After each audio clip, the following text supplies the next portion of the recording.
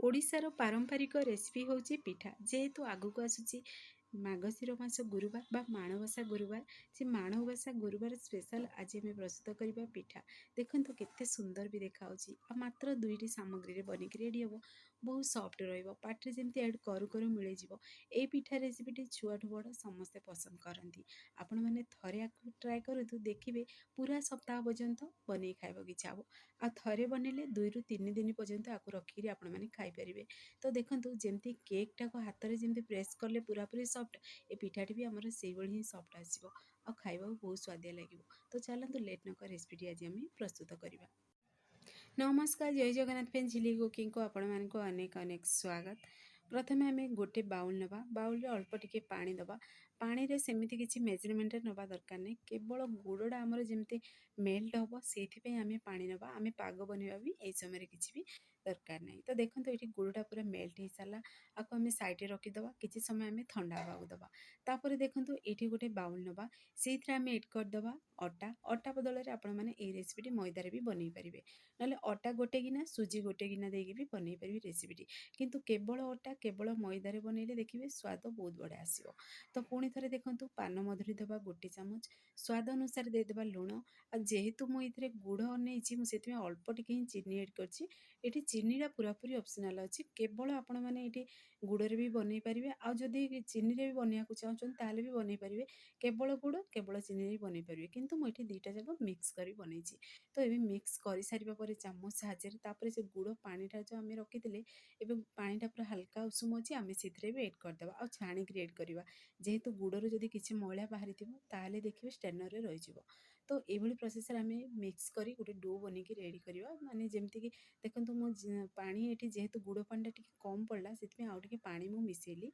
तो ये आमर जो डो बा बेटरटा बनना सी देखिए जमती कि पूरा अधिक पतला बनबनी कि अधिक बहलिया बनबनी।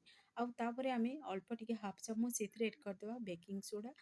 तो बेकिंग सोडा को एड कर पुणी थे हाथ साहाଯ୍य भलसे मिक्स कर फेंटीदे। फेंटी सारे देखो ये आपण मैंने देखी जापर बेटरटा आमर केमती कौन बनी।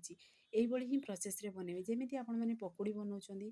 तो देखिए अधिक बहलिया नहीं कि पतला नहीं था बेटरटा से प्रोसेस रे बनईकी रेडी करेंगे। तो एबे कौन करवा ना आम गोटे ये कड़े नवा, कड़े आम तेल एड करदे। मुझे रिफाइन तेल नहीं, रिफाइन तेल बदल में आपण मैंने घीरे भी बनई पारे। तो देखो तेलटा पूरा गरम हो सारा पर आम पकोड़ी सेप्रे एड करवा। आपण मैंने चाहिए छोट बड़ आपण मान मन पसंद अनुसार आपण मैंने पिठा बनई पारे। केते पूरा सहज उपाय आपण मैंने पिठा बनई पारे देखिले। तो माने जदि प्रथम थर ही बनाऊँ ना ताहले भी परफेक्ट बनिक रेडी हम। आदि कदली नड़ियार फ्लेवर आपण मानक पसंद ताहले आपण मैंने भी एड करेंगे ये पिठारे।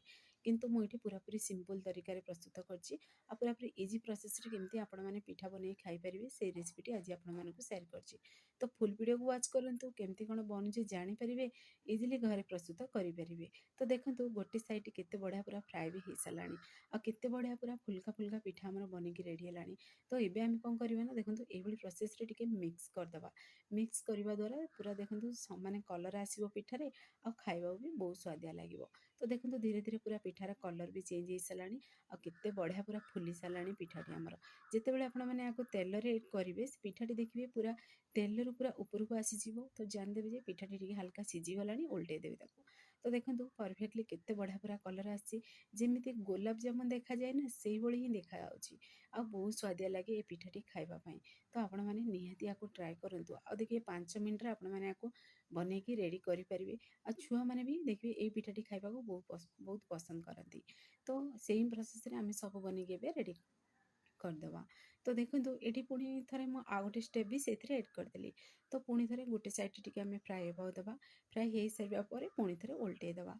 तो आपण मैंने नोटिस करें तेल रे एड कला माने देखो बुड़ी था पिठाटा टी बनी सारा माने फुलिकी पूरा ऊपर को आसीज।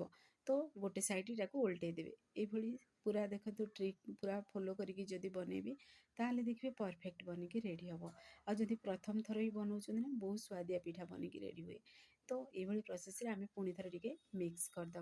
मिक्स हो सारापर देखो केते बढ़िया पूरा कलर भी आसीगला धीरे धीरे। आ सेम प्रोसेस रे सब तक बनिके भी रेडी करदे। फ्रेंड्स आपण मैंने भिडियोटी मोर पसंद आसो सांग मानक शेयर करूँ, लाइक करूँ। चैनल जदि नुआ अच्छा चैनल को मोर सब्सक्राइब कर दिंतु, बेल आइकन क्लिक कर दिंतु, जहाँफल मोर सब वीडियो नोटिफिकेशन प्रथमे आपण मानक पहुँचो। ମୁଁ ଏମିତି ଇଜି ଇଜି ଭିଡ଼ିଓ ନେଇ ଆସିବି, ଆପଣମାନେ ଦେଖିକି ଘରେ ନିଶ୍ଚୟ ଟ୍ରାଏ କରନ୍ତୁ।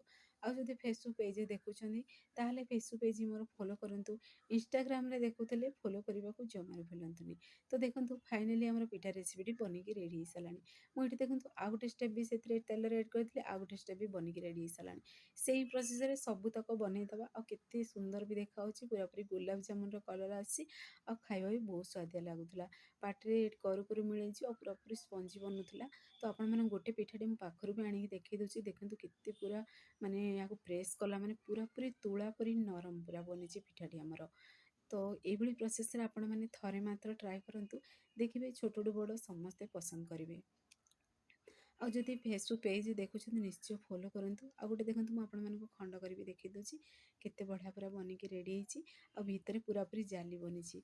ତ ଆପଣମାନେ ନିହାତି ଟ୍ରାଏ କରନ୍ତୁ। ସେ ପର୍ଯ୍ୟନ୍ତ ରହୁଛି, ପୁଣି ଏକ ନୂଆ ରେସିପି ନେଇ ଆସିବି। ନମସ୍କାର, ଜୟ ଜଗନ୍ନାଥ।